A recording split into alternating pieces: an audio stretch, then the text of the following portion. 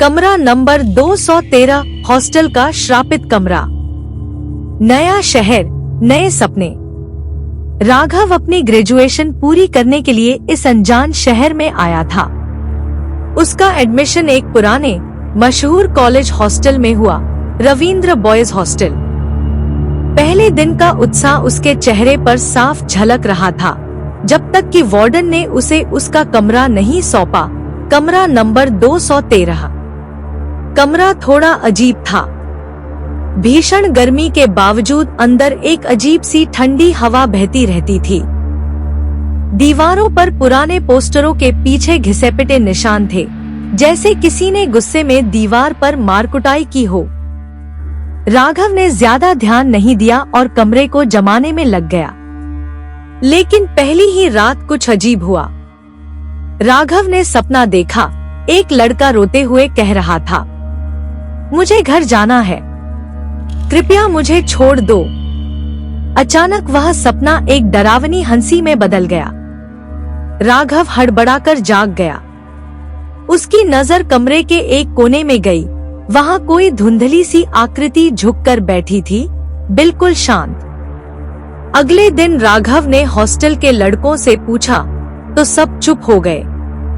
कुछ देर बाद एक पुराना हॉस्टलर धीरे से बोला, ये कमरा, यहाँ पहले एक लड़का रहता था, अमन। बहुत भोला था, सबसे अलग थलग। कुछ सीनियर्स ने उसे दिन रात तंग किया, मारा पीटा, और एक दिन उसने दम तोड़ दिया, उसी कमरे में। राघव का दिल बैठ गया। अब उसे कमरे में रोज कुछ न कुछ अजीब महसूस होने लगा। सुबह उठने पर उसके बिस्तर के नीचे हमेशा पानी का एक छोटा सा गड्ढा होता, जैसे कोई रात भर रोया हो। कभी आईने में अपना चेहरा देखने पर उसे अपने पीछे एक और चेहरा नजर आता, पीला, उदास और डरावना। और कई बार जब हॉस्टल में सन्नाटा होता तो उसे किसी के कदमों की धीमी धीमी आवाज सुनाई देती, जैसे कोई उसके कमरे के आसपास घूम रहा हो।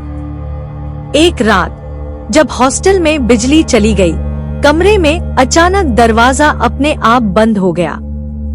राघव ने अंधेरे में किसी को अपना नाम पुकारते सुना, राघव, राघव। डर के मारे उसके हाथ पैर कांपने लगे। अचानक किसी ठंडी चीज ने उसके गले को पकड़ लिया। राघव ने मुश्किल से अपना टॉर्च जलाया और सामने देखा कि अमन की आत्मा खड़ी थी। उसकी आंखों में आंसू थे और चेहरा काला पड़ चुका था। वह धीरे से बोला, क्या तुम मेरे दोस्त बनोगे? मुझे अकेला मत छोड़ो। राघव चीखने लगा, पर उसकी आवाज जैसे कमरे की दीवारों में दब गई। अगली सुबह जब हॉस्टल वाले दरवाजा तोड़कर अंदर घुसे, कमरा खाली था।